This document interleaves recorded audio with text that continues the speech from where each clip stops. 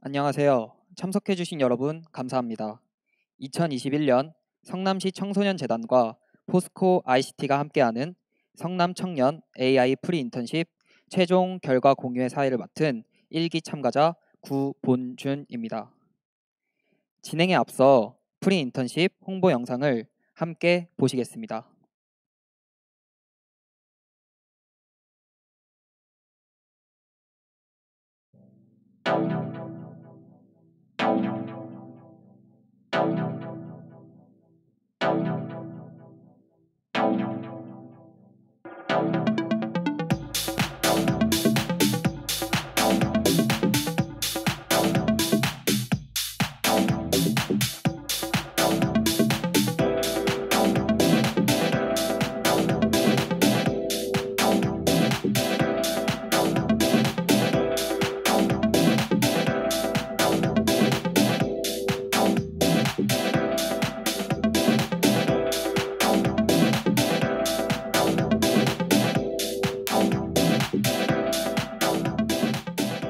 커리어를 설계하는데 아니면 실리콘밸리 이해하는데 왜 엔지니어가 돼야 되는지 아니면 왜 스타트업을 해야 되는지에 대한 아마 명쾌한 답을 얻을 수 있지 않을까 생각됩니다.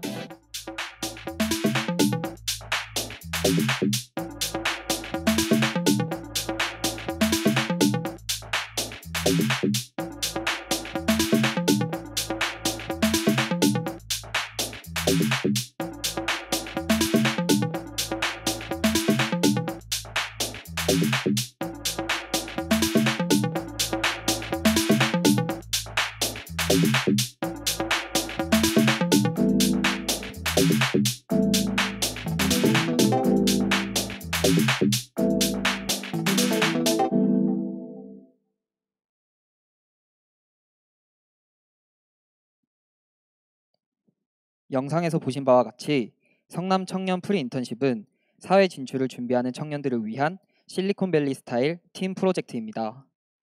2021년 포스코 ICT와 함께한 프리 인턴십은 AI, 빅데이터에 포커스를 두었습니다. 5팀의 프로젝트 결과 기대가 많이 됩니다.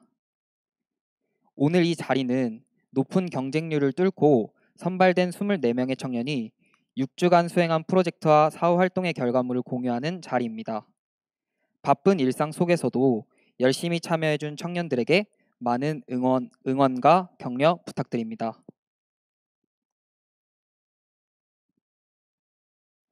코로나로 인해 참가자들과 현장에서 만날 수 없어 아쉽지만 온라인으로 함께 하시면서 질문이나 피드백을 채팅창에 올려주시면 발표 후 함께 공유하도록 하겠습니다. 그럼 본격적으로 프로젝트 발표를 시작하겠습니다. 발표는 팀 A부터 팀 E까지 순서대로 진행하겠습니다. 발표자들 또한 온라인으로 참여하고 있는 관계로 진행에 조금의 지연이 발생하더라도 너그러운 이해 부탁드립니다. 팀별로 질문이 있으실 경우 자유롭게 채팅창에 올려주십시오. 그럼 첫 번째 팀입니다. 주차 시설을 갖추지 못한 곳에서도 편리하게 주차를 관리하는 What the Park 소개합니다.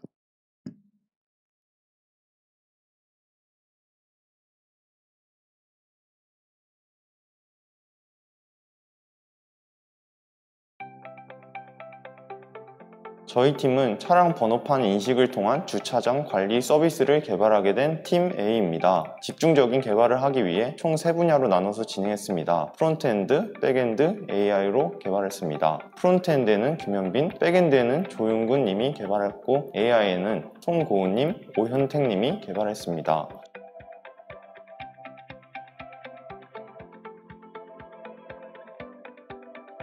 주차장 관리 서비스인 만큼 저희 프로젝트명은 What the Park로 지정하게 되었습니다. What the Park 서비스는 주차장 관리 시설을 갖추지 못한 그런 곳에 정보를 사용자에게 제공할 수 있는 서비스를 개발했습니다. 대한민국은 연간 15,000여 건의 행사 및 축제가 진행되고 있습니다. 매일 2.3개의 행사가 진행되고 있다는 것인데요. 이런 축제들은 대부분 일회성 축제로서 준비하는 과정에 많은 미비한 점들을 확인할 수 있었습니다. 저희는 그러한 점 중에 주차 문제에 포커스를 두었고 개발하게 되었습니다. 사용자는 차량이 입차하게 될 시 차량 번호판이 포함된 사진을 촬영해 서버에 올리게 됩니다. 서버에서는 차량 번호판을 인식하고 차량 번호판에 있는 차량 번호를 분석해 입차 시간과 함께 데이터베이스에 저장하게 됩니다. 그 저장한 정보들을 사용자에게 제공하게 되고 사용자는 그런 정보를 토대로 주차장 관리를 더 원활하게 할 수 있게 될 것입니다.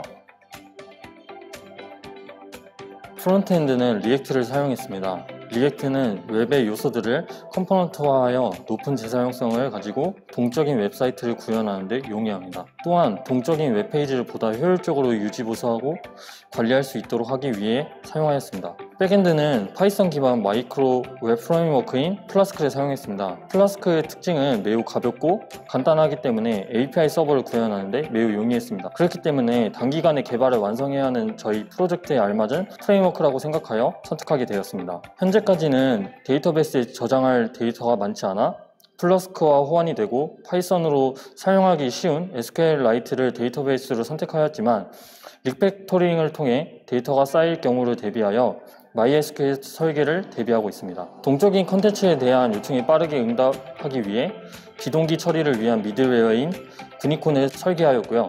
또한 웹서버로 엔진엑스를 설계했습니다. 초기 버전인 지금은 엔진엑스 없이 자체 서버로 동작할 수 있지만 추후에 사용자가 많아지는 것을 대비하고 보안 문제를 해결하기 위해 프록시 서버인 엔진엑스를 설계했습니다. 차량의 번호판을 찾는데 객체 검출의 가장 대표적인 기법인 욜로 V5를 사용했습니다. 번호판을 찾은 후 번호판에서 번호를 추출하기 위한 전처리 과정을 위해 영상 처리 기법인 오픈CV를 사용했습니다. 또한 처리된 이미지에서 번호 추출을 하기 위해 광학 문자 인식 OCR 엔진인 테서렉트를 사용했습니다. 이렇게 구성된 웹 서버와 웹 어플리케이션을 도커를 사용하여 구축했습니다. 도커를 사용하면 환경에 구애받지 않고 어플리케이션을 신속하게 개발할 수 있기 때문에 도커를 사용했습니다. 마지막으로 배포를 하기 위해 인스턴스라는 가상 서버를 생성을 위한 AWS 라이트세일을 선택했습니다. EC2에 비해 가격이 저렴하고 가벼워서 초기 버전으로 배포하기에 적당하다고 생각이 되어 라이트세일을 사용하게 되었습니다. 차량 번호판 번호 인식의 플로우는 다음과 같습니다. 욜로를 사용하여 번호판을 찾은 후 전체 이미지에 대한 번호판의 비율을 고려하여 번호판의 각 꼭지점의 좌표를 추출합니다. 추출한 좌표를 가지고 번호판을 자릅니다. 잘라진 번호판에서 테서렉트로 번호를 추출합니다. 자동차 번호판을 인식하기 위해서 이미지 학습에 앞서 이미지 파일의 확장자가 모두 JPG이어야 합니다. 사물 인식 모델로 학습시키기 위해 캐글과 구글에서 자동차 번호판 이미지를 수집하였습니다. 메이크센스를 이용하여 이미지 파일들에 직접 바운딩 박스를 그려줌으로써 박스의 좌표를 지정해줄 수 있습니다. 그리고 라벨링 작업을 통해 클래스를 지정해줍니다. 학습이 완료되면 가중치 파일인 웨이츠를 생성하게 되고 생성된 가중치를 적용한 욜로 V5로 자동차 번호판 이미지를 넣어 번호판의 위치를 예측합니다. 또한 크롭한 번호판에 테서렉트를 적용시켜 번호판을 문자로 읽을 때 번호판의 컬러, BGR2 그레이, 트래시 바이너리 등을 처리를 해 테서렉트의 성능을 향상시켰습니다. 자동차 번호판 사진들을 학습시킬 때 초반에는 너무 적은 데이터의 개수로 인해 밸리데이션 세트의 정확도가 0.3에서 0.4 사이였으나 데이터를 2배 이상 늘리고 파라미터를 다시 조절해줌으로써 밸리데이션 셋의 정확도를 0.766까지 늘렸습니다. 이후 새로운 사진에 대해 번호판의 위치를 가져오고 크롭 후 이 부분을 테서렉트로 번호판의 정보를 가져왔습니다. 저희는 5명이서 팀원을 이뤄서 프로젝트를 진행하였는데요. 그 중에서 한 팀이 개인 사정으로 인해서 빠지는 상황이 발생하였습니다. 리드 개발자가 없다 보니까 뒤늦게 방향을 트는 사고가 발생하면서 많은 시간들을 허비하게 되었고 프로젝트의 완성도를 높이는데 많은 어려움이 있었습니다. 몇 주 안 남은 상황에서 조원들끼리 직접 만나서 실제 결과를 눈으로 보면서 문제를 직접 극복해 나갔습니다. 팀 프로젝트를 하면서 의사소통과 협업이 얼마나 중요한지를 알게 되었고, 제가 알고 있는 것과 모르는 것을 확실하게 구분할 수 있어서 앞으로의 공부 방향성을 잘 정할 수 있게 되었습니다. 그리고 새로운 신기술들을 많이 접해보면서 넓은 시야로 바라볼 수 있는 시각을 가지게 되었습니다.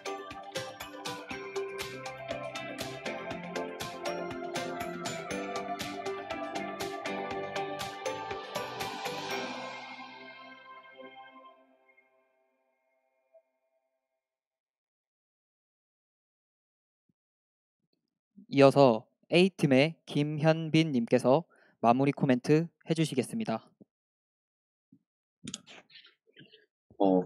이번 프로젝트를 진행하면서 학교에서 보는 분들을 모두 연결해 개발의 전체적인 흐름을 알 수 있었습니다. 또한 프로젝트를 진행하며 향후 공부 방향성, 수립과 진로에 대한 확신을 가지고 있게 되었습니다. 저희 팀은 AI를 사용해 시도를 갖추지 못한 장소에 장처럼 관리할 수 있는 서비스를 개발했습니다. 이렇듯이 우리 주변에 있는 불편함을 기술을 통해 해결하려고 했던 경험은 저에게 큰 의미가 있었던 것 같습니다. 마지막으로 프로젝트 기간 동안 많은 도움을 주신 분들께 감사하다는 말 전하고 싶습니다. 감사합니다. 발표 감사합니다. 이제 채팅창에 올라온 질문들을 확인하겠습니다. 나승은 님의 질문입니다. 이미지를 추출하여 인식하는 거로 보이는데 실시간 움직이는 차량을 영상처럼 인식할 수 있나요?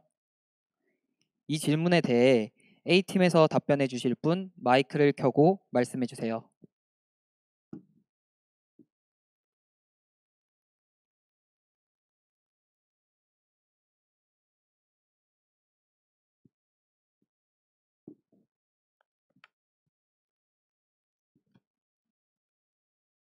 혹시 답변자가 정해지지 않았으면 김현빈 님께서 답변을 해 주실 수 있으십니까? 근데 영상 같은 부분은 OpenCV에서 영상을 스크린샷 처리를 해서 처리를 할 수 있는 걸로 알고 있습니다. 저희는 따로 그렇게 하지는 않았는데 그렇게 할 수 있는 걸로는 알고 있습니다. 네, 답변 감사드립니다. 혹시 다음 질문 있으시면 다음 질문 받겠습니다.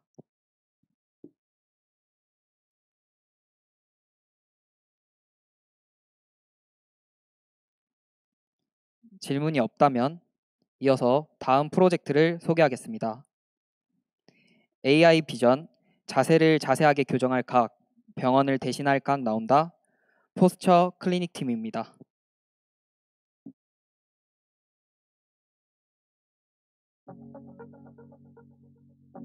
안녕하세요. 포스처 클리닉 팀입니다. 이 성남 청년 프리 인턴십에 저희를 선발해주신 멘토님께서 팀 조합을 해주셨는데요. 웹 개발 경험이 있는 박현우와 자바 스프링 파이썬 프로그래밍 언어를 사용하는 김병근, 이가은, 이미영, 통계 경영 관련 전공인 신재관 이렇게 5명으로 이루어져 있습니다.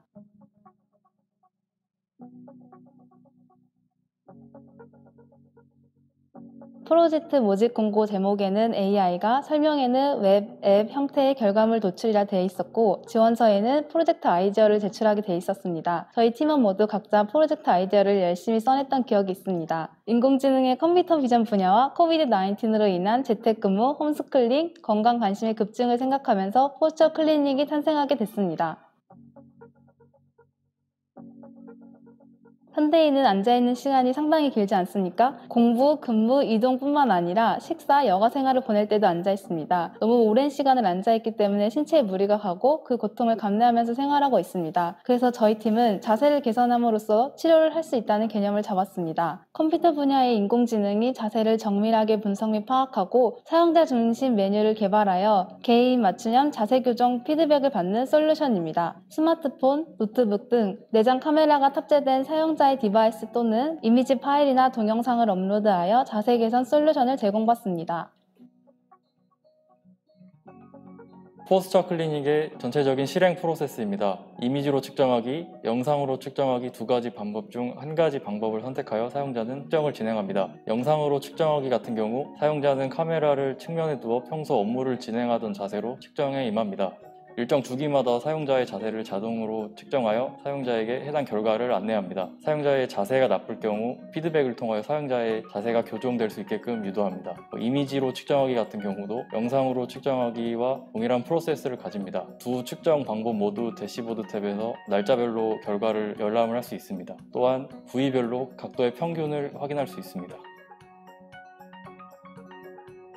라이브러리별 버전 관리에서 발생하는 문제를 방지하기 위해서 도커 컨테이너를 프레임워크별로 구축한 뒤 하나의 파일로 묶어 상이한 운영체제에서 동일한 프로세스를 가질 수 있도록 구현하였습니다. 프론트엔드에는 리액트를 사용하고 백엔드에는 플라스크를 사용하였습니다. 플라스크 내부에는 모델링된 mp2 데이터셋을 사용하여 랜드마크 도출과 각도 도출을 오픈CV를 통해 진행하였습니다. 그리고 엔진X와 G유니콘을 프론트와 백에 연동하여 미들웨어로서의 기능을 수행할 수 있도록 구현하였습니다. 추가적으로 데이터베이스는 NoSQL 기반의 몽고DB를 사용하여 개발단에서 쉽게 데이터베이스에 접근할 수 있도록 구현했습니다.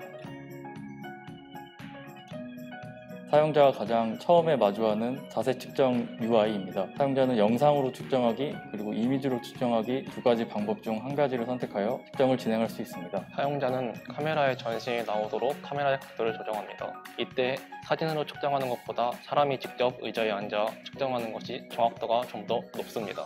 약 25,000장의 이미지가 학습된 모델은 사용자의 랜드마크를 도출합니다. 도출된 랜드마크를 통하여 각 부위별 각도를 구하는 과정을 진행합니다. 올바른 자세는 신체 각도와 관련된 연구 결과를 바탕으로 기준을 정하였습니다. 기준에 따라 올바른 자세인지와 부위별 평균 각도를 확인할 수 있으며 각도별로 주의, 경고, 정상 세 가지 단계로 나누어 사용자에게 보여주고 자세 개선 솔루션을 제공합니다.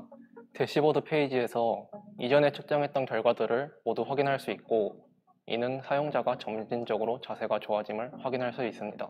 측정 시작 버튼을 누르면 카메라의 외곽에 빨간색 테두리가 생기고 자세 측정 중이라는 문구를 노출하며 영상을 녹화합니다. 이 다음 과정은 앞에서 설명드린 이미지 프로세스로 진행이 됩니다.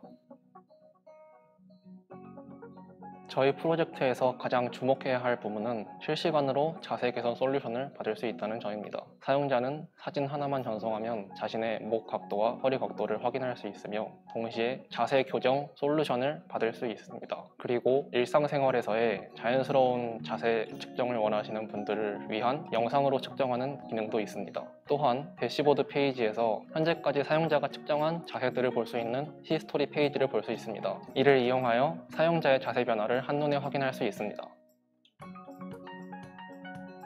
기존에 있는 많은 프로그램이라고 하면 먼저 교육이 이루어지고 그 다음에 응용을 하는 방식으로 이루어지는데요. 그런데 이번 프리 인턴십 프로그램은 저희가 우선적으로 생각해내고 만들어가야 했습니다. 그래서 처음에는 어떻게 시작을 해야 할지 많이 막막했고 모르는 것을 팀원에게 알려지는 것이 조금은 부끄러웠습니다. 그러나 모르는 것을 팀원에게 알리고 보니 이것이 곧 정보고 공부였습니다. 팀원들과 함께 논의하고 부딪혀 보면서 저희는 더 많은 것을 오히려 알게 될 수 있었고 그래서 이해도 2배, 얻는 것도 2배였습니다. 이와 더불어 현직에 개발자로 계신 분에게 Q&A 그리고 멘토링을 받으면서 심화된 학습을 할 수 있었습니다.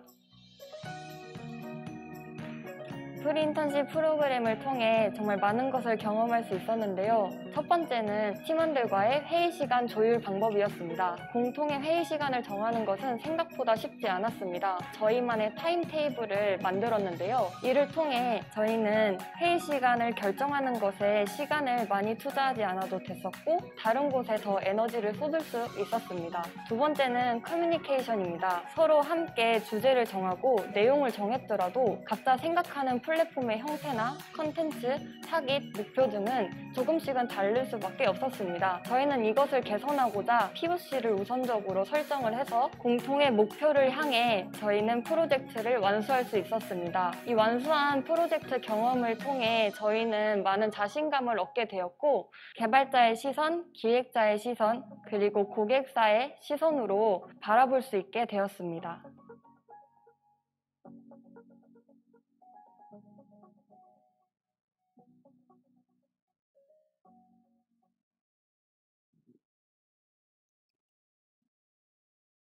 이어서 B팀의 이미영님께서 마무리 코멘트 해주시겠습니다. 네, 안녕하세요. BT 이미영입니다. 혹시 사회자님 제 목소리 잘 들리시나요? 네, 목소리 잘 들립니다. 네. 우선 마무리 소감 먼저 말씀드리겠습니다. 저희는 코비드-19으로 인해 오늘도 비대면으로 만났습니다. 변화는 기존에 당연했던 것이 어려워지고 적응하는 데 힘이 들게 하지만 그래도 저와 여기 계신 분들은 오늘의 ICT와 변화와 잘 더불어 있는 것 같습니다. 프리 인턴십을 통한 성장과 이렇게 있게 할 수 있는 많은 것들에 감사함을 느끼며 성장한 만큼 더 많은 성과를 낼 수 있는 사람이 되도록 노력하겠습니다. 이러한 용기를 주신 분께 다시 한번 감사의 말씀을 드리고 싶습니다. 감사합니다. 발표 감사합니다.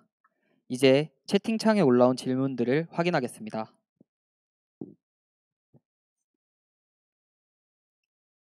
사람마다 체형의 특성이 있는데 체형별 특징도 데이터베이스에 포함되는지, 그리고 유용한 앱 같아 관심이 많이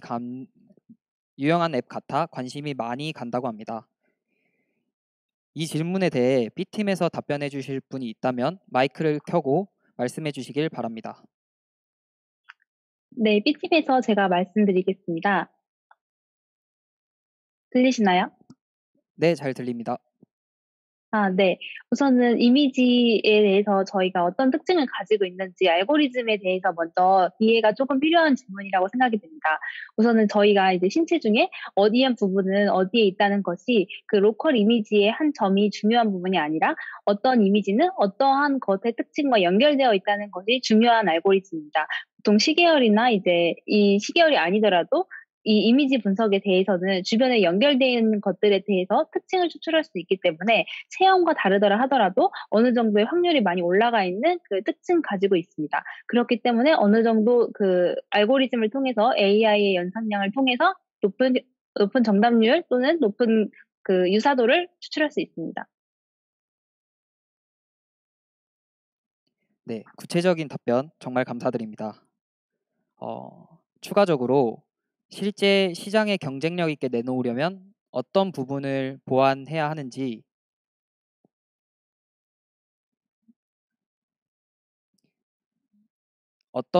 보완을 해야 하는지, 네. 그 그리고 부분만, 네. 말씀을 드리면 될까요? 팀원 시장에서 네. 더 성장할 수 있는 부분에 대해서 어떤 점을 보완할 수 있는지요? 네, 맞습니다. 네. 우선은 저희가 제공한 그 웹 홈페이지 또한 많은 기간 동안 들이지 않았고, 저희는 이제 학업과 병행하면서 한 코딩이나 개발 같은 부분에 대해서는 한 달 이내로 투자하였습니다. 그렇게 된 이유가 지금 많은 라이브러리들이 공유되어 있고, 그 오픈소스로 이제 AI, 딥러닝 이런 코드들이 공유가 되어 있기 때문에 서비스를 더 올리기 위해서, 상업적으로 올리기 위해서는 소비자의 마음에 들어야 됩니다. 저희도 그 부분을 처음부터 많이 고민을 했고요. 그래서 저희 홈페이지에 보시는 것과 같이 사용자가 더 궁금해할 점이 무엇일지에 초점을 많이 맞췄습니다. 우선은 AI에 대한 기능은 많은 그 저널이나 알려져 있는 그런 알고리즘이 크게 차이가 나지 않기 때문에 더 소비자에게 마음에 들 수 있는 부분에 대해서 POC를 맞추는 것이 중요하다고 생각합니다.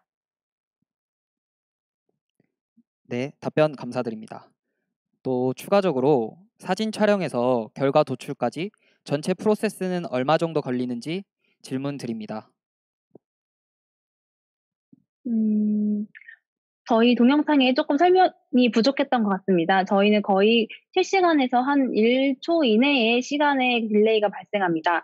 그 이유는 우선은 사진을 바로 이미지로 인식하고 그것을 바로 환산할 수 있는 그런 가벼운 경량된 모델을 사용했기 때문입니다. 그 부분에 대해서 혹시 좀 더 궁금하신 부분이 어떤 건지 구체적으로 말씀해 주시면 더 자세하게 답변 드리겠습니다. 네, 답변 감사드립니다.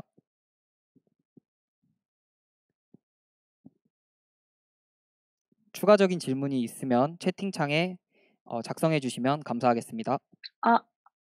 제가 방금 본 부분에 대해서 영상으로 측정하는 경우 사용자가 움직임을 취소해야 정확한 결과값이 나올 것 같은데, 그럼 사진 촬영과 영상 촬영에 차이점이 있나요? 라고 말씀해 주셨습니다. 그 부분에 대해서는 우선은 영상 촬영과 사진 촬영에 대해서는 이제 그것을 선택한 그 소비자나 이용자의 그 어떻게 보면은 의도가 반영이 되어 있습니다. 영상은 어찌됐건 자세 개선을 하기 위해서는 적게 움직이는 게 중요하다고 생각합니다. 저희가 필라테스나 요가를 하는 도중에서도 이제 호흡을 조절하면서 좋은 자세를 유지하려고 많이 노력합니다. 그렇기 때문에 이제 저희는 자세 교정을 목적으로 하는 이용자가 이용하기 때문에 좀 더 좋은 자세를 유도할수록 좋은 결과가 나온다는 것을 소비자가 인지하게 합니다.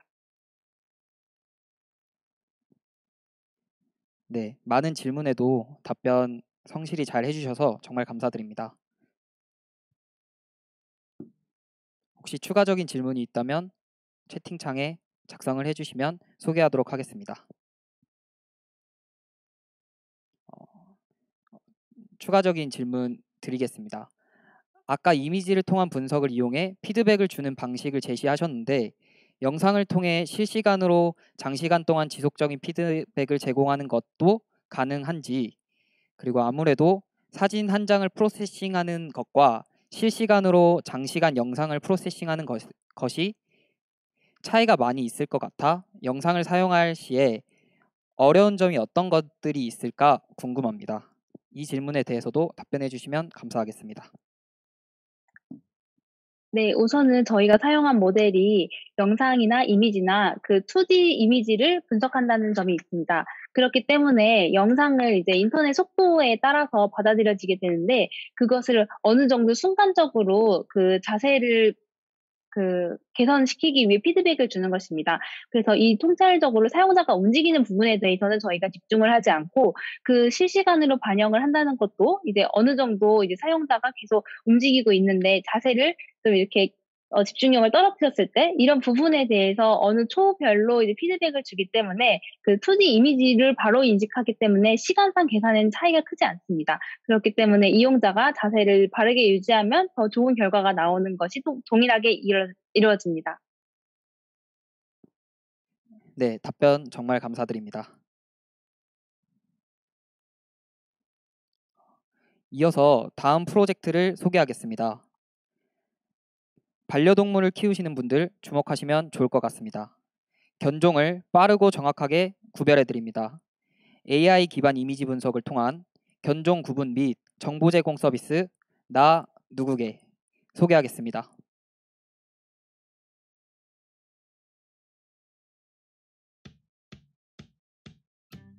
안녕하세요. 강아지 맞춤 정보 제공 웹페이지 나 누구게를 만든 시조입니다. 프론트엔드 개발을 맡은 정여진입니다. 프론트엔드 개발 및 화면 설계를 맡은 염정원입니다. 딥러닝 모델링을 맡은 염혜경입니다. 풀스택 개발을 한 김영준입니다. 백엔드 개발을 담당한 추시연입니다.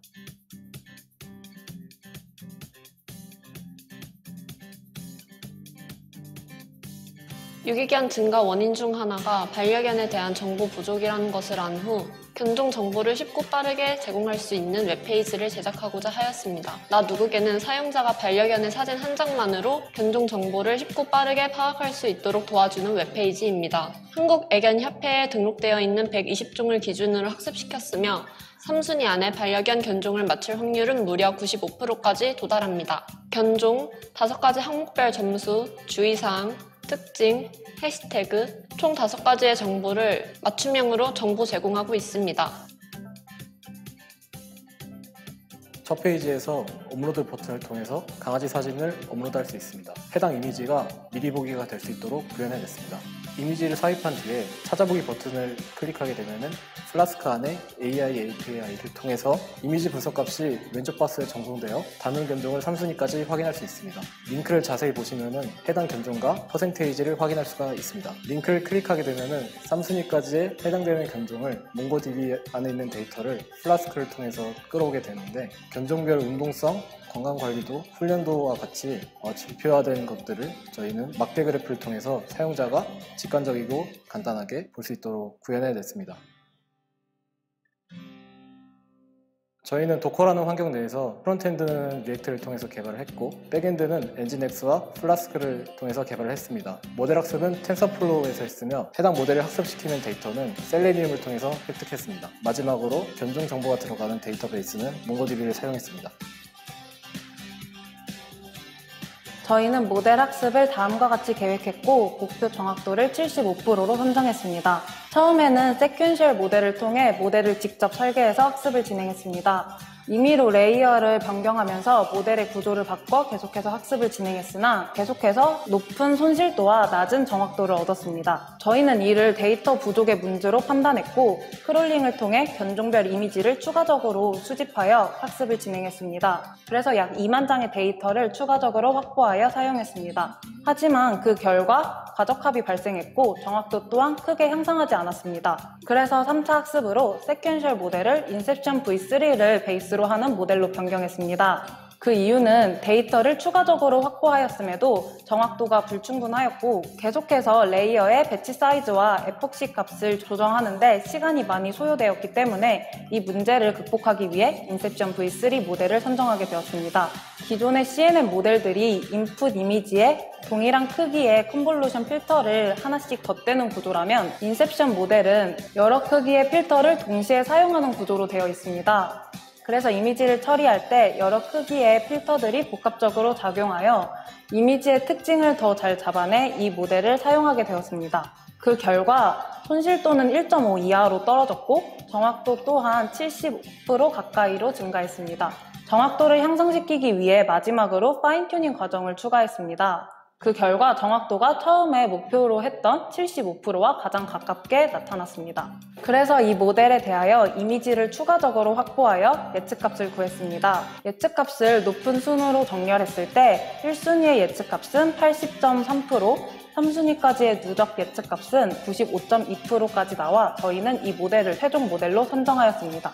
저희 프로젝트의 시스템에는 앞서 보신 것과 같이 AI, 웹, 데이터베이스로 구성되어 있습니다. 그리고 이들은 각각 텐서플로우, 리액트, 몽고DB로 구성하였습니다. 먼저 텐서플로우는 서버에서 많은 성능을 차지하게 되는 무거운 작업들을 수행하게 됩니다. 따라서 원활한 서버 환경 구성을 위해 서버의 경량화가 필요해집니다. 그래서 버추얼 돔을 사용해서 높은 성능을 가지는 리액트를 프론트엔드로 선택하였습니다. 그리고 데이터베이스는 단순한 데이터에 효과적이고 매우 가벼운 몽고DB를 활용하였습니다. 그리고 이 세 가지를 연결하기 위해 단순하고 매우 가벼운 마이크로 프레임워크인 플라스크를 사용하였습니다.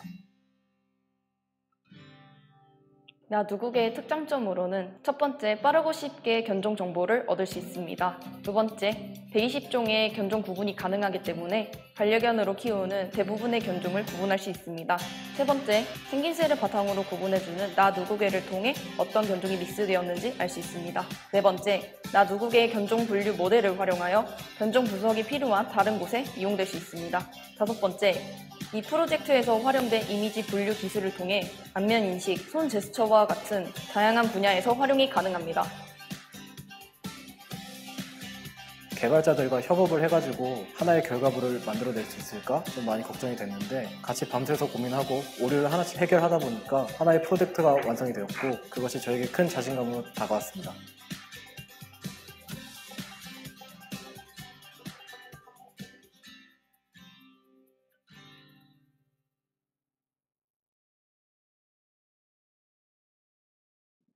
이어서 C팀의 김영준, 정여진, 최세연님의 마무리 코멘트 해주시겠습니다.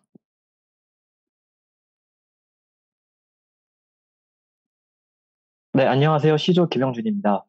저는 이 프로젝트에서 AI 파트를 담당하면서 시작했지만 팀원들을 도와주다 보니 이제 제 손길이 닿지 않은 부분이 없을 정도로 모든 분야에 참여하게 되었습니다. 이렇게 들으면은 정말 잘하던 사람이구나 싶겠지만 전공자임에도 불구하고 비전공자분들과 마찬가지로 처음 해보는 것들 뿐이었습니다. 당연하게도 이제 매 순간 새로운 도전이자 시련이었습니다.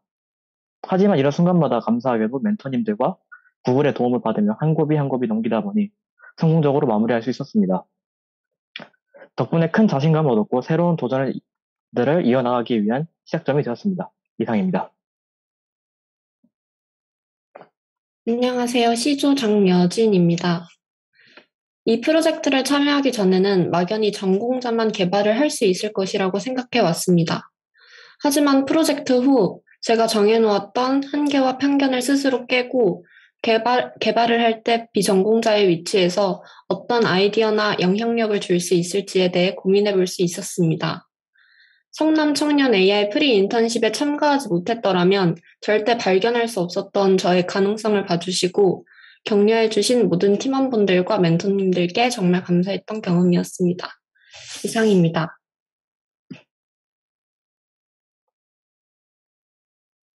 네, 안녕하세요. C조 최세연입니다. 저는 전공자였지만 이 분야에 대해서 거의 아는 게 없었습니다. 그래서 초반에 말도 안 되는 부분에서 헤매기도 하고 비효율적으로 시간을 낭비했던 일이 굉장히 잦았습니다.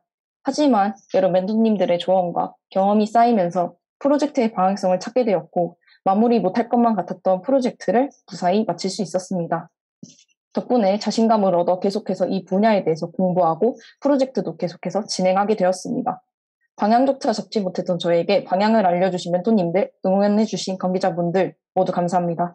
이상입니다. 네, 발표 감사합니다. 이제 채팅창에 올라온 질문들을 확인하겠습니다. 여러 개의 질문들이 올라왔는데 첫 번째 질문 드립니다. 시스템 아키텍처를 보니 앞에 팀들과는 다르게 다양한 과정을 거친 것 같습니다. 원래 알고 계시던 구성들을 조합하신 것인지 아니면 새로 접한 구성들을 추가한 것인지 궁금하다고 합니다. 이 질문에 대한 C팀에서 답변해 주실 분 마이크를 켜고 말씀해 주시길 바랍니다. 네, 안녕하세요. C팀의 김영준입니다. 일단 대부분 새로 접한 구성들이 맞습니다. 이제 기존에 알고 있던 AI적으로 무엇을 사용한다, 프론트엔드로는 무엇을 사용한다, 백엔드에서 무엇을 사용한다, 이 정도 지식을 가지고 있었고요. 시작할 때는 이제 계속 하면서 이런 기능이 필요하니까 검색을 해서 이런 기능을 구현하기 위해서는 이게 잘 맞는다, 혹은 이런 것들이 도움이 된다, 이런 것들을 점점 추가해서 하나하나 쌓아 나가서 이런 결과물이 탄생하게 되었습니다. 네, 답변 감사드립니다. 추가적으로 두 번째 질문 드리겠습니다. 1차, 2차, 3차 학습까지 계속 진행하면서 가장 고생스러웠던 점, 가장 도움이 됐던 점, 그게 무엇인지 듣고 싶습니다. 네, 1차, 2차, 3차라고 저희가 표현을 해놨는데 실제로는 더 많은 학습을 진행을 했었고요. 일단 제일 고생스러웠던 점이라고 하자면은 AI에서 완성된 그런 성공적인 모델을 만들려면은 여러 가지 값들을 잘 조합을 해서 최상의 조합을 찾아야 됩니다. 그러기 위해서 다양한 시도를 해보고 그거를 저희가 확인하는데 이게 한 번 시도할 때 거의 한 10시간 정도 걸리는 상당히 오랜 작업이 필요합니다.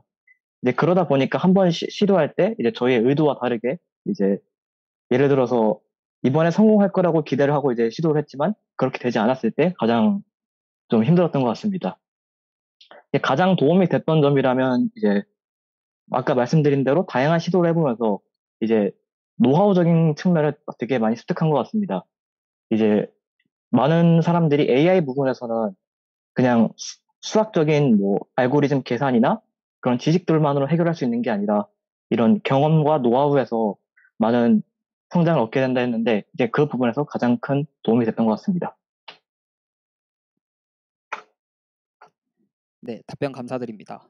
그리고 세 번째 질문입니다. 마지막 단계에서 75% 이상의 정확성에 도달하게 되셨다 이렇게 말씀하셨는데 그 이유와 과정이 조금 이해가 안 갔습니다. 비전공자가 이해하기 쉽게 다시 한번 간단히 설명해 주실 수 있습니까? 75% 이상의 정확성에 도달하기 위해서는 아까 말해드린 대로 다양한 값들의 조합이 필요하게 됩니다. 가장 간단하게서부터는 현재 가지고 있는 데이터, 그리고 학습하기 위해 필요한 값들이 여러 가지 가중치라고 하는 값들이 필요하게 됩니다. 근데 이런 값들이 계속 조합을 해서 정확도가 75% 이상으로 목표를 했었는데 앞에 영상에서도 보셨던 것 같이 초반에는 정확도가 한 30%대 나올 때도 있고 좀 잘 나왔다 싶을 때 50%대가 나올 때가 있습니다. 그런 시도들을 다양하게 계속 해보다 보면은 75% 이상의 저희가 유도했던 75% 이상의 그 값이 나오면서 저희가 마무리할 수 있게 되었습니다. 네, 그 답변 정말 감사드립니다. 추가적으로 네 번째 질문입니다. 믹스 견종 확인이 가능할 거면 가능할 거란 말씀 마지막에 주셨는데요.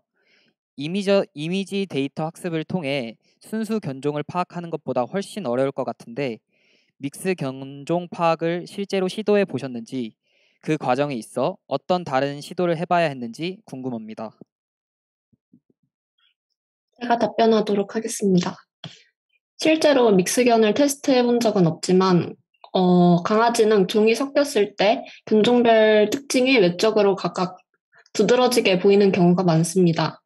전문가 또한 외적인 부분을 보고 잡종을 구분하는 경우가 많기 때문에 나 누구개는 3순위까지 견종을 예측하여 잡종을 정확도 높게 예측할 수 있다고 말씀드리겠습니다. 네, 많은 질문에도 성실한 답변 정말 감사드립니다. 혹시 추가적인 질문이 있다면 채팅창에 더 올려주시면 감사하겠습니다. 없다면 다음으로 이어가겠습니다. 이제 마지막 팀입니다. 보다 편리한 미팅 시간 조율 서비스 Find Our Time Team Meet 영상 보시겠습니다.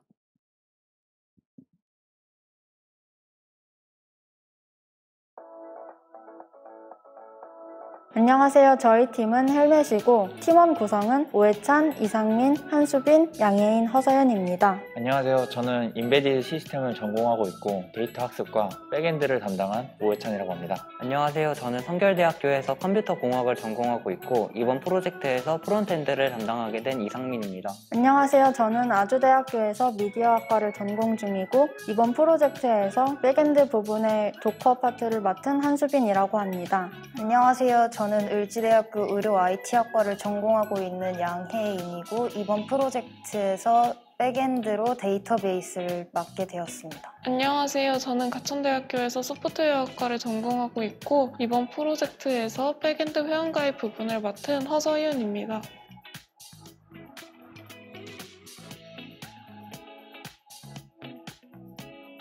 헬멧을 착용하지 않으면 지옥을 만난다는 뜻으로 최근 유행하는 공유 전동 킥보드의 안전한 이용을 위한 의미가 담겨 있습니다. 헬멧 데이터셋을 많이 학습시켜 딥러닝 객체 인식을 통해 공유 전동 킥보드 사용자의 헬멧 착용 여부를 웹 서비스를 통해 구현하였습니다.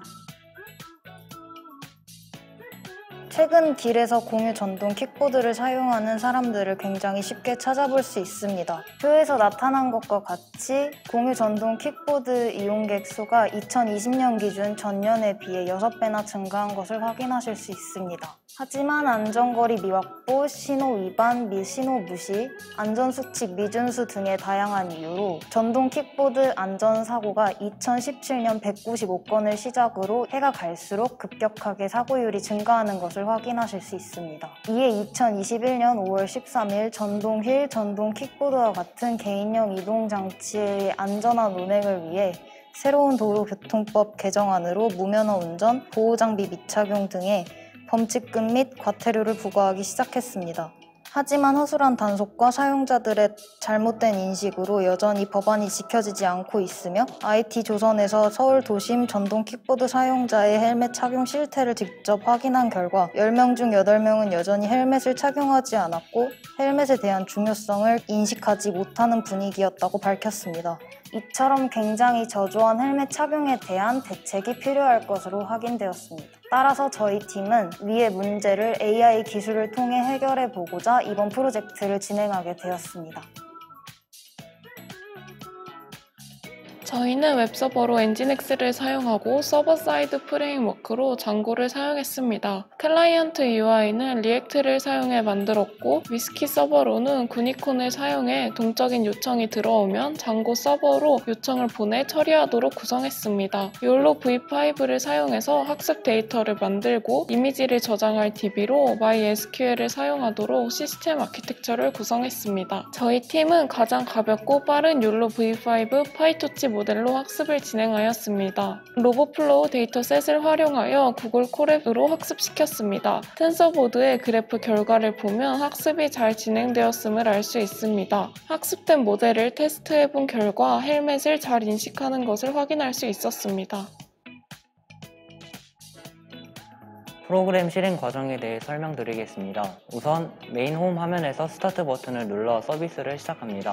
캡처 버튼을 눌러 get 스크린샷 메소드를 이용해 이미지 스테이트를 현재 캡처된 이미지로 저장하여 오른쪽 이미지 박스에 캡처 이미지를 띄웁니다. 헬멧 확인 버튼을 누르면 캡처 이미지를 블랍 객체로 변환하여 폼 데이터 형태로 엑시오스를 이용해 서버로 포스트합니다. 헬멧 확인 버튼을 누르면 설계된 API를 통해 캡처 이미지가 전송됩니다. 이후 업로드된 이미지를 학습시킨 가중치 데이터 파일을 이용해 딥러닝 요청 처리를 하고 결과값을 저장합니다. 서버에 저장된 결과 이미지를 불러와 사용자로부터 헬멧을 착용했는지 보여줍니다.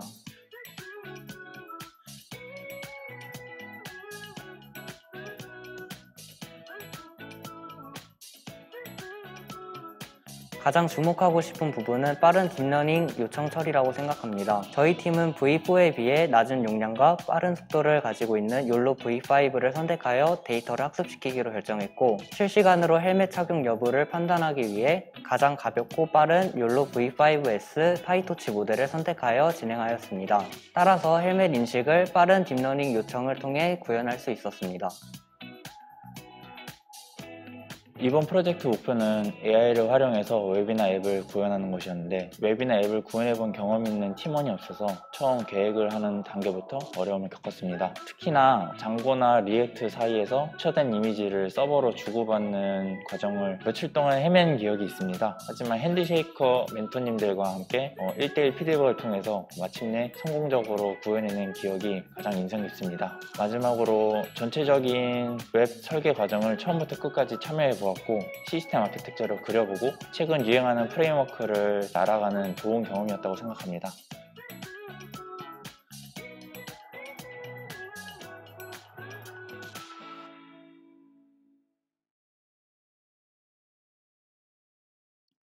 진행에 앞서 잠시 사과의 말씀을 드리겠습니다. 방금 소개한 팀은 마지막 팀인 팀 E가 아닌 AI 딥러닝을 활용한 헬멧 착용 확인 웹 서비스 드라이브 위드 세이프티 헬멧 팀이었습니다. 다시 한번 진행에 매끄럽지 못한 점 사과드리겠습니다. 이어서 D팀의 오해찬 님께서 마무리 코멘트 해주시겠습니다.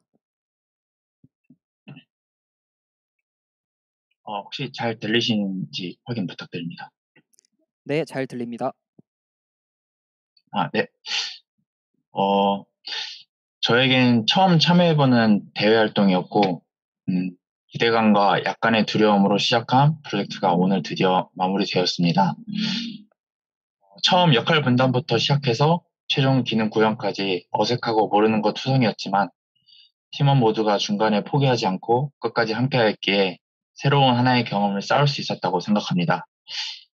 물론 고민하고 힘들었던 순간들도 많았지만 지금은 뿌듯하고 기뻤던 순간들이 더 기억에 오래 남는 것 같습니다. 마지막으로 좋은 경험을 만들어주신 성남시 청소년재단과 포스코 ICT 그리고 프로젝트에 참여해주신 멘토님들과 선생님들께 너무 고맙습니다. 네, 이상입니다. 네, 발표 감사합니다. 이어서 채팅창에 올라온 질문들을 확인해 보겠습니다. 첫 번째 질문입니다. 헬멧이랑 다른 모자를 구분할 수 있나요? 꽤 복잡한 과정으로 학습시켜야 할 것 같은데 데이터 확보는 어떻게 준비하셨나요?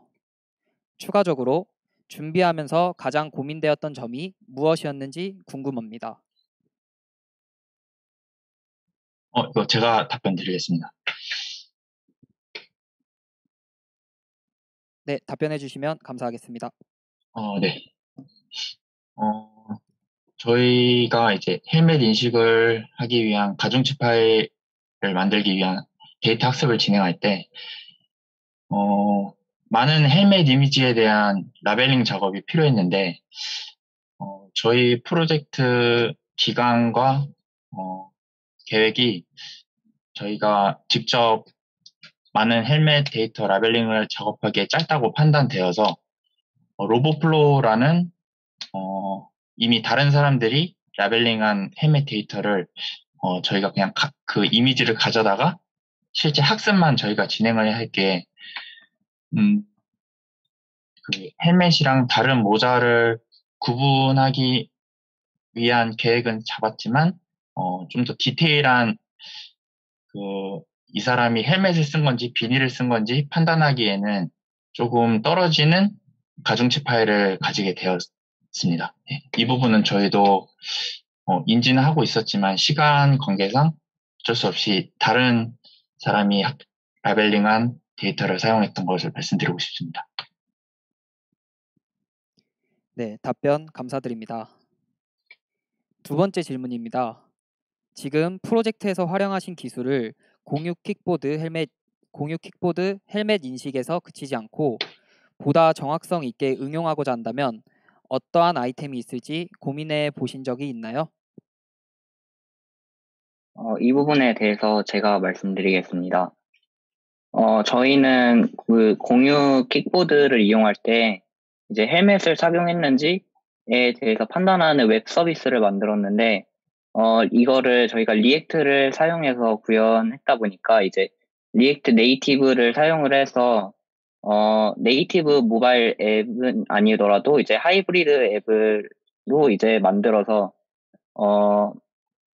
실제로 이제 공유 킥보드를 서비스를 제공하는 앱들이랑 연관을 하여서 이제 저희의 라이센스를 이제 사용해서 그쪽에서 저희의 앱을 이용한다든지 이런 식으로 좀 더 확장해서 사용해 보면 된다고 생각합니다.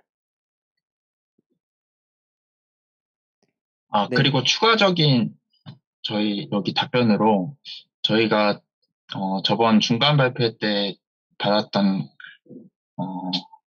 다른 활용 기술로는 저희는 전동 킥보드 헬멧으로 컨셉을 잡았지만 건설 현장이나 공사장에서 안전모 인식으로 활용할 수 있으면 좋을 것 같다는 아이디어도 있었습니다. 네, 답변 감사드립니다. 세 번째 질문입니다.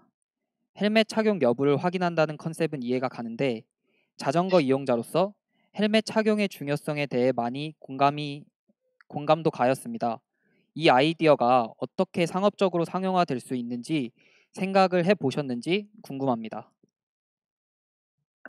이 부분도 아까 제가 말씀드렸다시피 리액트 네이티브나 아니면은 또 따로 모바일 어플로 만들어서 그 실제로 이제 공유 킥보드 그 앱을 제공하는 그런 사이트나 앱에서 저희 라이선스를 사용을 해서 이제 그쪽에서 사용을 이제 공유 킥보드를 이용을 할 때 그쪽 어플을 사용을 해서 원래 QR 코드를 인식을 하는데 그 전에 저희 서비스로 넘어가서 그 헬멧을 인식을 하든지 이런 식으로 좀 상용화할 수 있다고 생각합니다. 네, 답변 감사드립니다. 네 번째 질문입니다. 데이터 학습은 몇 건 정도 사용하셨는지 질문 드립니다. 실제로 데이터 수집을 했어야 했다면 어떤 방식으로 진행하고자 하셨을지 여쭤봅니다. 이 부분도 제가 답변을 드리겠습니다. 저희가 로보플로우라는 곳에서 가져온 데이터 양은 1000장 이상이 되는 이미지를 가져왔고, 저희가 실제로 데이터 수집을 했어야 했다면은, 인터넷에 있는 헬멧을 착용한 많은 사람들과 헬멧을 착용하지 않은 많은 사람들, 그리고 더 구체적으로 하려면 모자를 착용한 사람, 비닐을 착용한 사람 이렇게 분류를 다 나누어서 저희는 얼굴 인식하는 부분이 필요하기 때문에 그런 사진들에서 얼굴 부분만 라벨링을 따로 오려내서 헬멧을 착용한 부류와 착용하지 않은 부류 이렇게 나눠서 학습을 진행했어야 했다고 생각합니다. 네, 답변 정말 감사드립니다.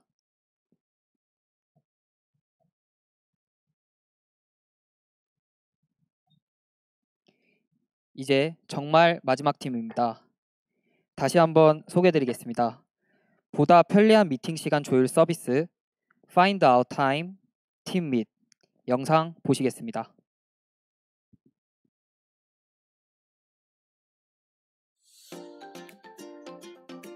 안녕하세요. 저희는 팀 밋을 만든 이 팀입니다. 저희는 프론트엔드, 백엔드 두 개의 분야로 나누어서 개발을 진행하였으며 프론트엔드는 김유신, 장동현 님이 개발을 맡아주셨습니다. 백엔드는 김다빈, 김정환, 박근훈 님이 개발을 진행하셨습니다.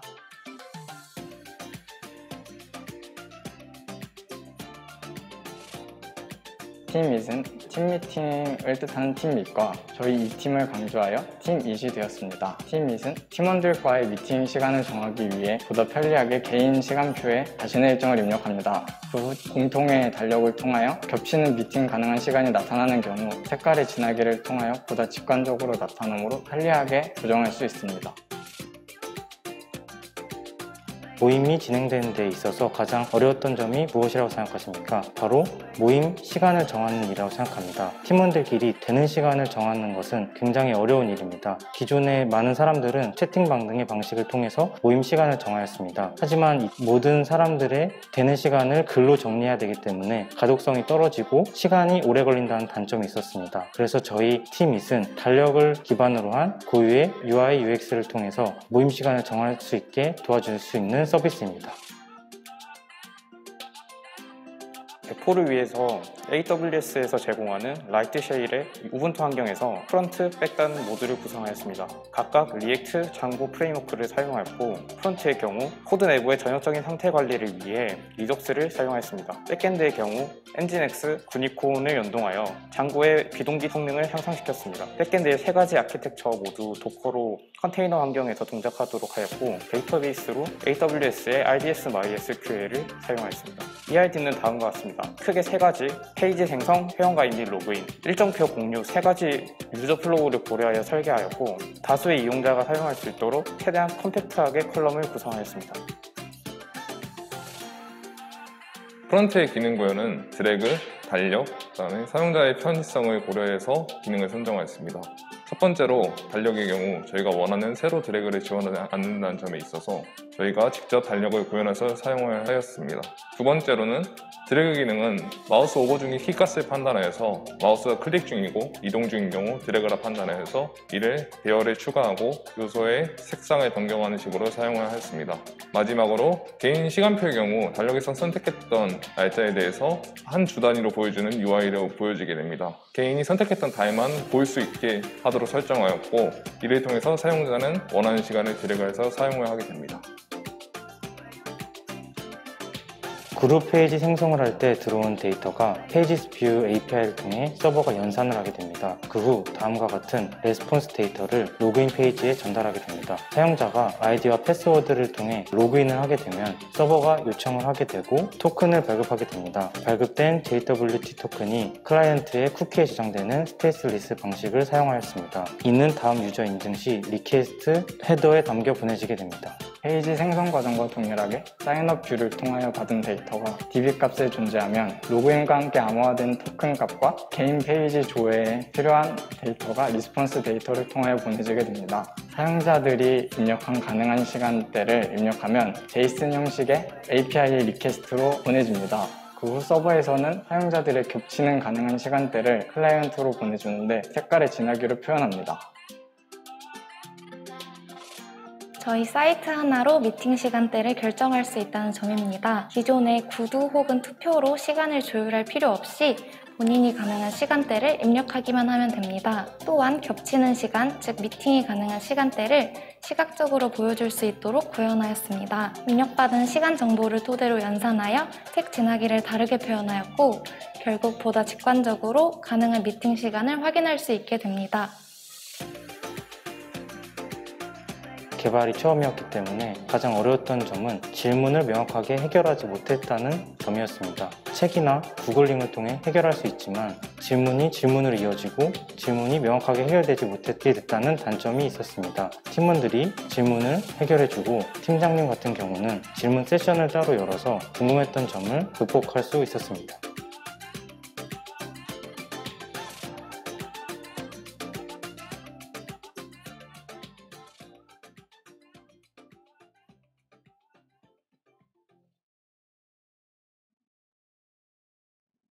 이어서 이 팀의 박근우님께서 마무리 코멘트 해주시겠습니다.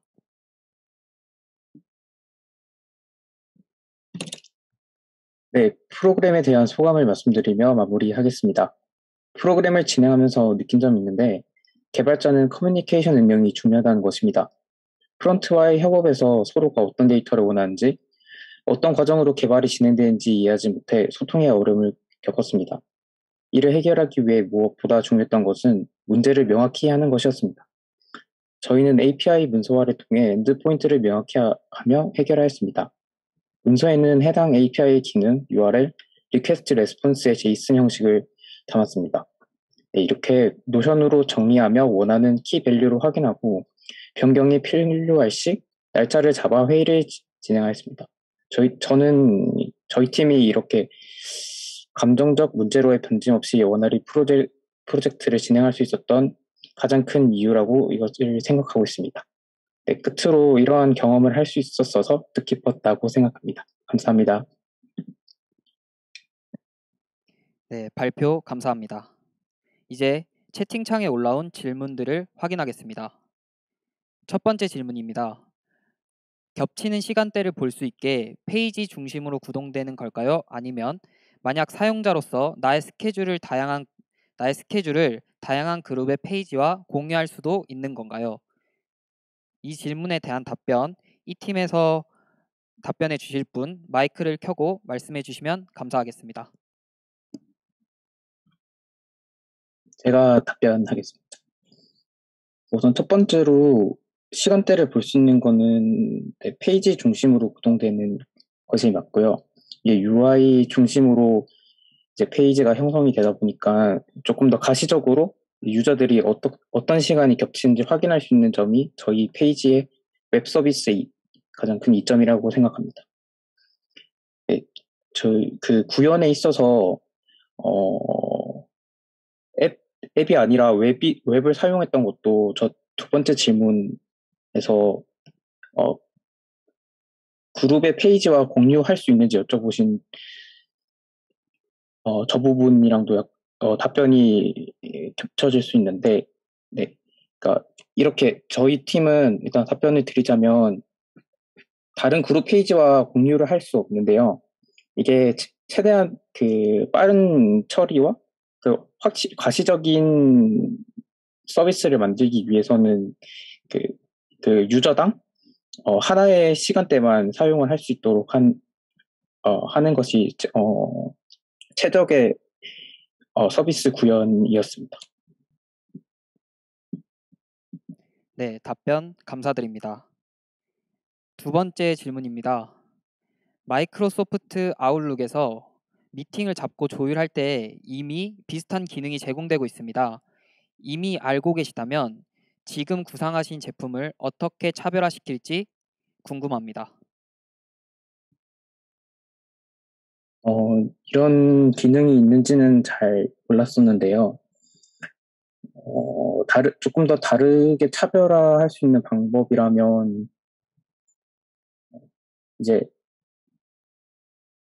대학생들을 타겟으로 하여서 시간표 이미지들을 업로드 시키면 그 이미지들에서 그 학생들의 시간표에 있는 시간들을 추출을 해서 그 겹치는 그 외적인 시간대에서 뭐 일정을 공유할 수 있게 혹은 또 겹치는 시간들을 연산할 수 있게 그렇게 하는 방법이 있을 것이라 생각됩니다. 네, 답변 감사드립니다.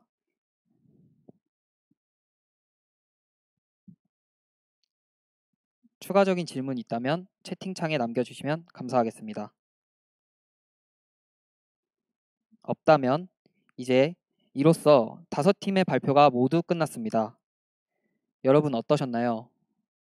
좋은 아이디어가 이렇게 웹의 형태로 구현될 수 있도록 정말 많은 열정을 쏟으신 것 같습니다. 다들 고생 많으셨습니다. 이제 다음 순서로 넘어가겠습니다. 올해 포스코 ICT와 함께한 프리 인턴십은 한 가지 특별한 점이 있습니다. 잠시 화면 공유를 통해 함께 보시겠습니다.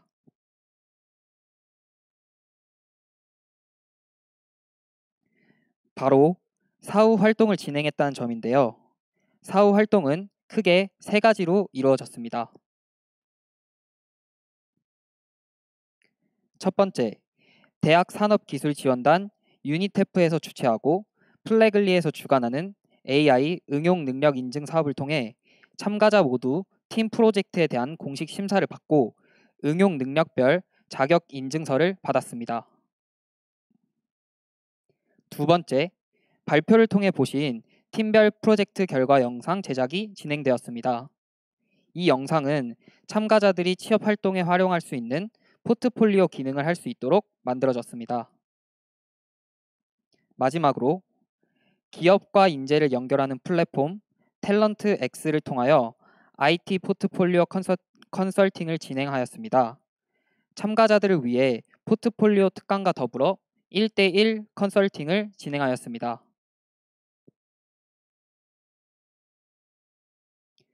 컨설팅을 통해 구성한 포트폴리오를 오늘 이 자리에서 2명의 참가자가 공유하게 됩니다. 먼저 견종 구분 웹 서비스 나 누구게를 개발한 C팀의 최세현님의 발표를 함께 하시겠습니다. 최세현님, 화면 공유 부탁드립니다.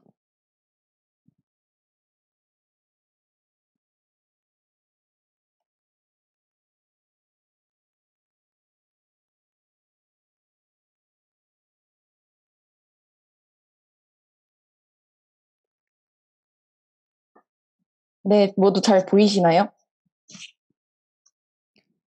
네, 잘 보입니다. 네, 감사합니다. 네, 안녕하세요. 이번에 성남 청년 AI 프리인턴십 팀 C조 최세연입니다. 포트폴리오 발표를 시작하겠습니다. 다음 포트폴리오는 탤런트 X의 멘토링을 바탕으로 작성하였습니다. 저만의 끈질김을 바탕으로 고객의 만족도를 높이는 개발자라는 슬로건을 가지고 포트폴리오를 작성해 보았습니다. 저는 인턴십을 해보면 백엔드 분야에 관심이 많아져 백엔드 분야로 취업하고자 하며 주요 기술 부분은 아직 부족한 부분이지만 앞으로 계속해 공부해 나가면 채울 생각입니다. GitHub 링크는 이렇게 들어가 있고 저는 현재 성결대학교 컴퓨터공학과 2학년으로 재학 중에 있습니다.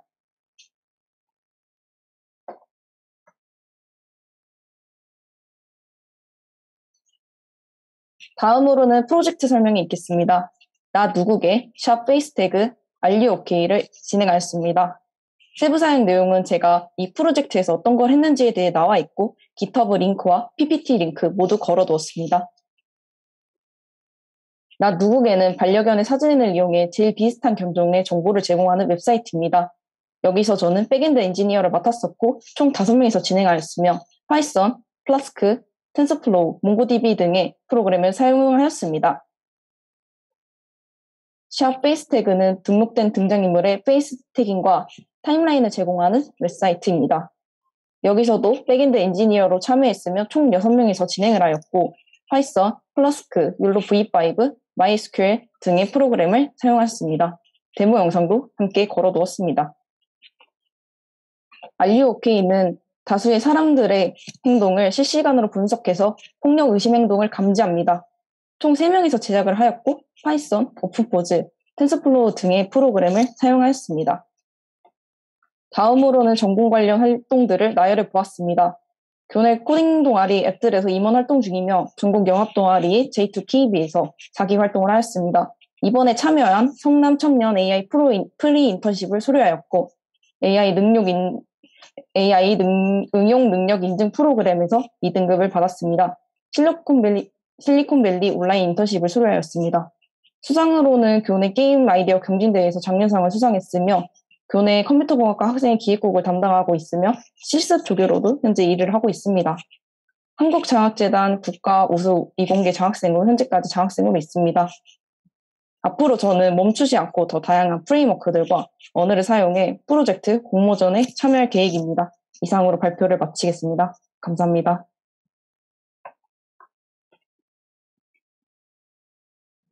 네, 감사합니다. 다음으로 미팅 시간 조율 서비스를 개발한 팀 및 장동현님, 포트폴리오도 함께 보시겠습니다. 장동현님, 화면 공유 부탁드립니다.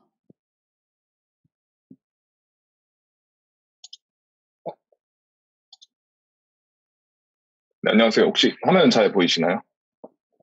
네, 화면 잘 보입니다.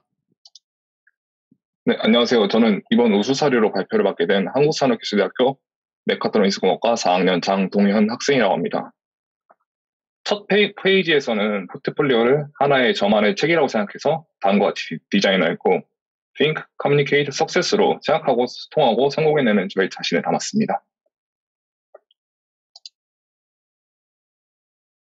첫 페이지에서는 포트폴리오를 저의 개발 목표는 모두를 만족시킬 수는 없지만 모두를 납득할 만한 개발을 해나가는 것과 직접 사용해 보면 불편하다고 생각하는 것에 대해서 고쳐나가고 이에 대해 유저와 소통하는 개발자를 꿈꾸고 그에 맞게 행동하는 것입니다. 이 페이지에서는 제가 사용 가능한 주요 기술과 GitHub, 기술 블로그에 대해서 담았습니다. 다음은 프로젝트 페이지입니다. 진행했던 프로젝트는 3가지로 나눴습니다. 순서의 경우 최신순으로 작성하였으며 차례대로 학교 외박 신청 자동화 어플리케이션, 두 번째로 이 노래를 태연이 부른다면의 웹페이지 구현, 세 번째로 결과 형성에서 확인하셨던 팀밋을 담았습니다. 첫 번째 프로젝트의 경우 기숙사 생활 중 코로나 시기 이후 외박 신청을 매일 진행하여야 하는데 저뿐만이 아닌 학교 학생들이 많은 불편함을 느꼈던 시스템에 대해서 개선을 해보자 하여 이 어플리케이션을 시작하게 되었습니다. 베타 버전의 경우 간단하게 단일 페이지 어플리케이션을 만들었습니다. 사용한 기술 스택은 보시는 바와 같이 React Native, 엑스포, 서버레이스 그리고 퍼피티어를 이용해서 크롤링하였습니다. 디자인이나 AWS 이용한 API 개발까지 혼자 진행하였고 구동 방식은 AWS 내에서 크롤링을 이용해서 학교 홈페이지에 띄워 반복 로딩을 실행하였습니다. 실행도는 보시는 바와 같이 단일 페이지로 로그인 성공 실패 여부와 버튼 4개로 기간을 나눠서 신청하게 하였습니다. 이에 대해서 학교 학생들에게 기숙사에 살고 있는 학생들에게 피드백을 받았고 그중 가장 많이 불편하다고 느끼는 점에 대해서 업그레이드를 하기로 하였습니다. 가장 크게 속도 개선과 자동 로그인 그리고 달력에서 원하는 날짜만 선택해서 신청하게 있었습니다. 그 뒤에 스토어 정식 출시를 목표로 베타 테스트를 진행하였던 컴퓨터공학과 학생이 연락이 와서 같이 협업을 진행하게 되었습니다. 기존의 단일 페이지가 아닌 자동 로그인 기능, 선택 날짜에 대한 정보 저장 및 로그인 쿠키값 유지 등을 고려해서 리덕스와 리덕스 사가를 도입하여 상태 관리를 구현하였고 타입스크립트로 변경하여서 프로젝트를 진행하였습니다. 와이어프레임과 디자인에 대해서도 혼자 구현하였고 화이트 다크 모드에 대한 분리도 진행하였습니다. 네, 다음은 실행도입니다. 보시는 바와 같이 화이트 다크 모드가 분리되어 있고 아이디를 입력하고 달력에서 날짜를 선택해서 신청을 진행하였습니다.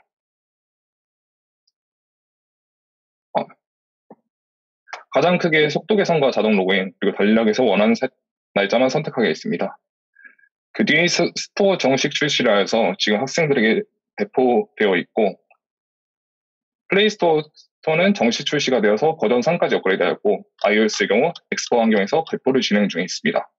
현재에도 지속적인 설문조사나 연락을 통해서 업그레이드 진행시켜 나가고 있습니다. 네, 다음 프로젝트의 경우 성남시에서 진행하였던 프로그램과 비슷하게 실리콘밸리 프로그램에서 참여하여서 5명의 학생들과 함께 태연의 목소리를 이용한 다른 가수의 노래를 들어볼 수 있는 페이지를 제작하게 되었습니다. 이 프로젝트에서는 Next.js를 사용해서 서버사이드 렌더링 도입을 결정하였고 동일하게 리덕스와 리덕스 사가를 이용해서 상태 관리를 진행하였습니다. 또한 Next.js 기반의 보일러플레이트 코드를 작성하여서 추후에도 동일한 프로젝트를 만들 때 사용을 용이하도록 설정하였습니다.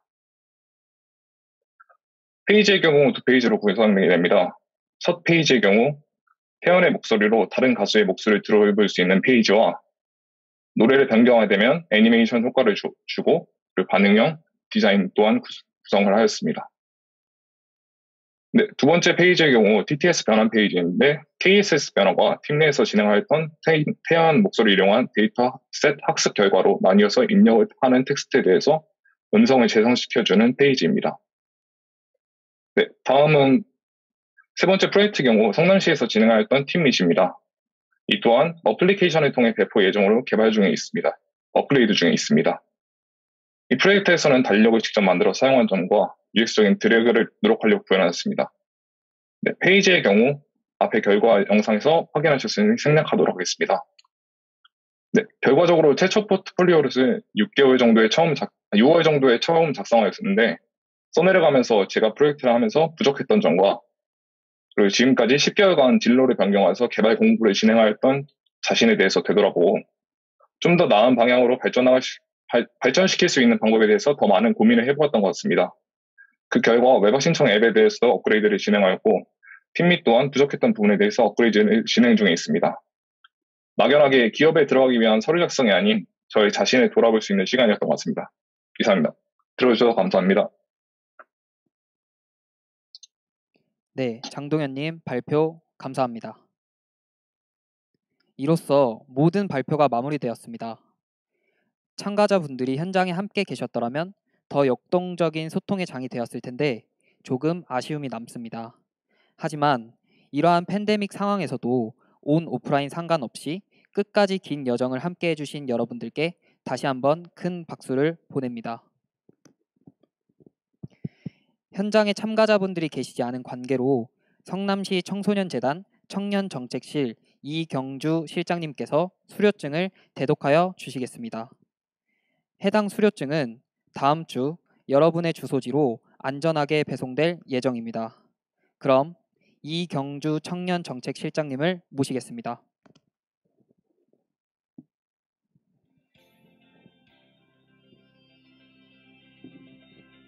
수료증 귀하는 2021년 성남시 청소년재단과 포스코 ICT가 함께하는 실리콘밸리 스타일 팀 프로젝트 성남 청년 AI 프리인턴십 과정을 성실히 이수하였으므로 이 증서를 수여합니다. 2021년 9월 28일 성남시 청소년재단 대표이사 진미석 대신드립니다. 축하드립니다.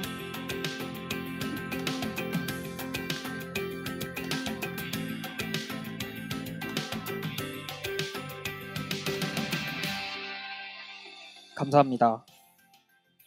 전 과정을 수료하신 여러분 진심으로 축하드립니다. 이로써 2021년 성남시 청소년재단과 포스코 ICT가 함께하는 성남 청년 AI 프리인턴십 결과 공유회를 마치도록 하겠습니다. 늦은 시간까지 함께해 주신 여러분께 감사드리며 퇴장하시기 전 스크린샷으로 단체 사진을 찍도록 하겠습니다. 모두 환하게 웃어주시고 원하시는 포즈를 취해주세요. 카메라가 가능하신 분들은 카메라를 켜서 원하시는 포즈를 취해주시면 정말 감사드리겠습니다. 다들 준비가 되셨으면 촬영을 진행하도록 하겠습니다. 셋을 센 이후에 촬영을 하겠습니다. 하나, 둘, 셋.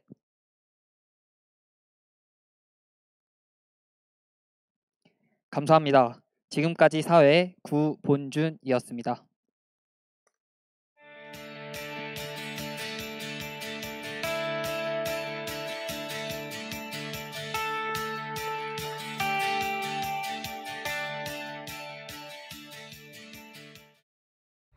Thank you.